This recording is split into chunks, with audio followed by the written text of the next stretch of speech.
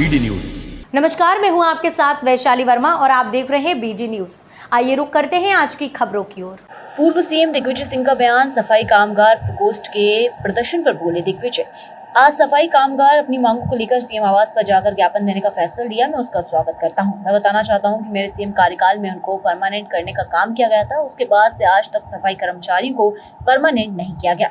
दिग्विजय सिंह ने की ठेका प्रथा में आरक्षण की मांग। हम ठेका प्रथा के विरोधी हैं। ठेके में भी आरक्षण होना चाहिए। सफाई के काम का ठेका भी इसी समाज के लोगों को दिया जाना चाहिए। दूसरे समाज के लोगों को ठेका मिलेगा तो इस समाज का शोषण करेंगे। राहुल गांधी पर शंकराचार्य अभिमुक्तेश्वरानंद सरस्वती के बयान पर बोले दिग्विजय सिंह। मैं भी मानता हूं कि राहुल गांधी ने कुछ गलत नहीं कहा। जो उन्होंने कहा सत्य ही कहा है। जो हिंसा करता है वो हिंदू नहीं हो सकता।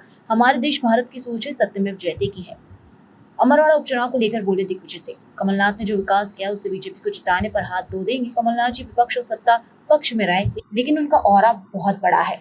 आरएसएस की पुस्तक विमोचन पर बोले दिग्विजय। इनके पास कोई एजेंडा नहीं है, केवल जनता में वहम नसत्य फैलाने का काम करते हैं। बीजेपी 2022 के सेंसस क्यों जारी नहीं करती? जातिगत जनगणना क्यों नहीं कराती बीजेपी? मैं पूरे तरीके से उनकी मांगों का समर्थन करता हूं और याद दिलाना चाहता हूं कि मेरे कार्यकाल में जितने लोग टेम्पररी लगे हुए थे उनको सबको परमानेंट हमने किया था। उसके बाद से आज तक किसी भी नगर निगम नगर पालिका में जो लोग काम कर रहे हैं सफाई कामगार, उनको किसी को नियमित नहीं किया गया है। नंबर 1।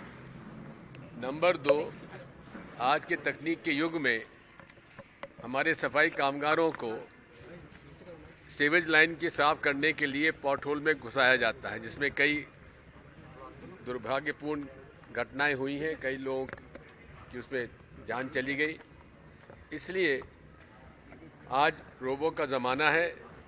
रोबो के माध्यम से सफाई होना चाहिए और उसके लिए सरकार को विशेष तौर पर बजट का प्रावधान करना चाहिए। इनकी बाकी जितनी भी मांगें हैं मैं उनका समर्थन करता हूं। मुझे मालूम पड़ा है कि ठेकेदारी प्रथा शुरू हो गई है।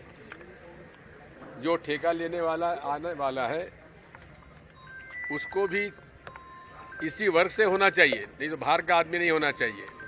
नहीं तो होगा कि दूसरे लोग जाति के लोग उसमें ठेका लेंगे और इन सफाई कामगारों का शोषण करेंगे। इसलिए ये जितने भी अस्पताल हैं, नगर पालिका निगम है, पहले तो हम इसके ठेके प्रथा के खिलाफ हैं।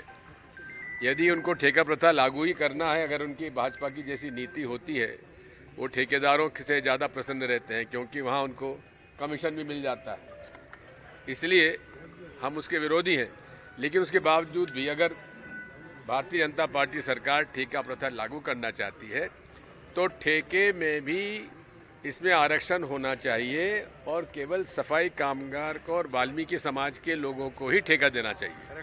शंकराचार्य जी का एक बयान आया, उन्होंने कहा कि राहुल गांधी के बयान को गलत तरीके से प्रचारित किया है, ऐसे लोगों को दंड मिलना चाहिए।